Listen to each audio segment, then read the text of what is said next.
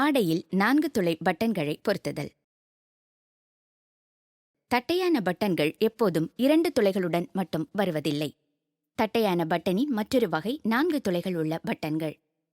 2 துளை பட்டன்களை விட 4 துளை பட்டன்களை பயன்படுத்தும்போது பட்டனின் இணைப்பு துணியில் உறுதியாக இருப்பதை நீங்கள் பார்க்கலாம். 4 துளை பட்டன் கூடுதலான பலனை தருவதால் கடினமான துணியை தைக்கும்போது இதையே நாம் விரும்புகிறோம். 4 துளை பட்டன்கள் பயன்பாட்டில் பிரபலமாக உள்ளதால் ஒரு ஆடையில் அதை எப்படி பொருத்துவது என்பதை நாம் கற்றுக்கொள்ள வேண்டும். இந்த பகுதியின் முடிவில் நாம் அறிந்து கொள்வது ஒரு ஆடையில் 4 துளை பட்டனை பொருத்துவது.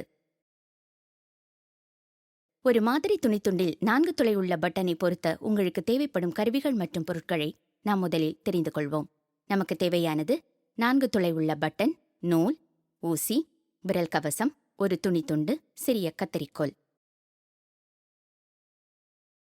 இப்போது நாம் 4 துளை பட்டன்களை மாதிரி துணித்துண்டில் எப்படி தைப்பது என்பதை பார்ப்போம். படி 1. நூலை ஊசியில் கோர்ப்பது. ஊசியில் நூலை நுழைத்து பின்பு அதை பாதி வரை இழுக்கவும். ஆகவே 2 முனைகளும் சந்திக்கும். இரட்டை நூலின் முனையில் முடிச்சு போடவும். தயவு செய்து கவனிக்கவும், செயல்முறை நோக்கத்திற்காக மட்டும் மாறுபட்ட நிறமுள்ள நூலை நாம் பயன்படுத்துகிறோம். ஆனால் நடைமுறை சூழலில் நாம் கண்டிப்பாக பட்டனின் மற்றும் ஆடையின் நிறத்திற்கு பொறுத்தாற்போல் நூலை தேர்வு செய்ய வேண்டும்.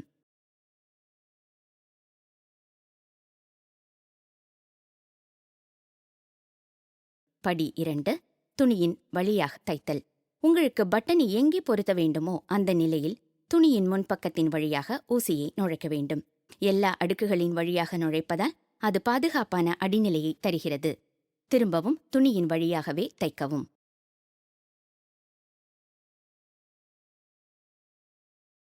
படி 3.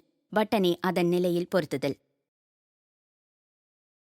ஊசி முனையின் வழியாக பட்டனை அதன் நிலையில் வைக்கவும்.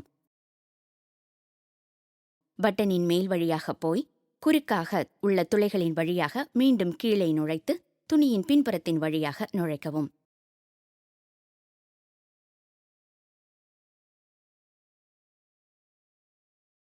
நிபுணரின் குறிப்பு: நூல் இறுக்கமாக இழுக்காமல் அதற்கு பதிலாக பட்டன் மற்றும் துணிக்கு இடையில் ஒரு இடைவெளி ஷாங்ஸை பின்னர் உருவாக்க வேண்டும். துணி கடினமாக இருந்தால் இந்த இடைவெளி பெரிதாக தேவை. துணியின் வழியாக பின்னாலிருந்து மீண்டும் ஊசியை நுழைக்கவும். மேலும் இப்போது இதுவரையிலும் தைக்காத பட்டன் துளையின் வழியாக மீண்டும் கீழே குறுக்காக எதிரே உள்ள பட்டன் துளையில் நுழைத்து மேலும் துணியினுள் நுழைக்கவும்.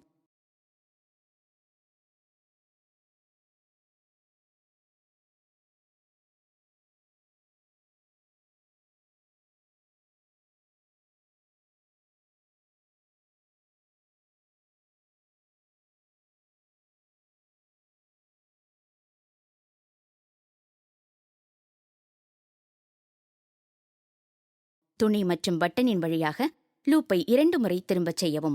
ஒவ்வொரு முறையும் துளைகளின் 2 குறுக்கு ஜோடிகளை கைப்பற்ற வேண்டும்.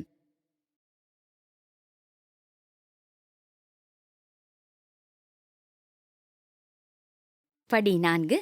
ஷாங்ஸை உருவாக்குதல். உங்களுடைய 4 சுற்றுக்கு பிறகு துணியின் பின்புறத்திலிருந்து ஊசியை மீண்டும் முன்னால் நுழைக்கவும்.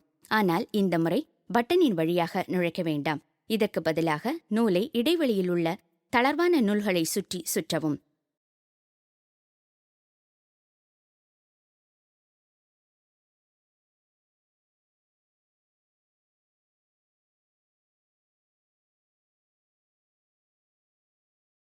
ஷாங்ஸ் போன்ற ஒன்றை நீங்கள் உருவாக்க வேண்டும். ஷாங்ஸ் என்பது அடிமரம் போன்றது. இது பட்டனை மேல் நோக்கி பிடித்திருக்கிறது. படி 5. பட்டனை பொருத்தி முடித்தல்.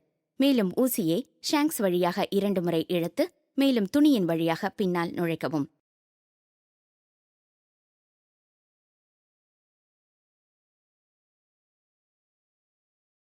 பின்னால் ஏற்கனவே உள்ள தையல்களின் வழியாக 2 தையல்களை உருவாக்கவும். இது வலிமையான பிடிப்பை உருவாக்குகிறது.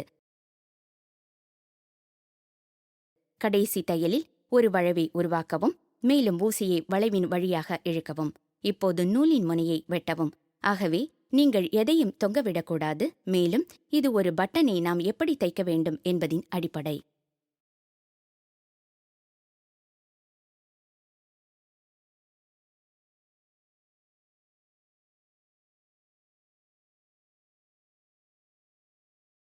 இத்துடன் இந்த பகுதியின் முடிவிற்கு வந்துவிட்டோம். நாம் படித்ததை ஞாபகப்படுத்துவோம்.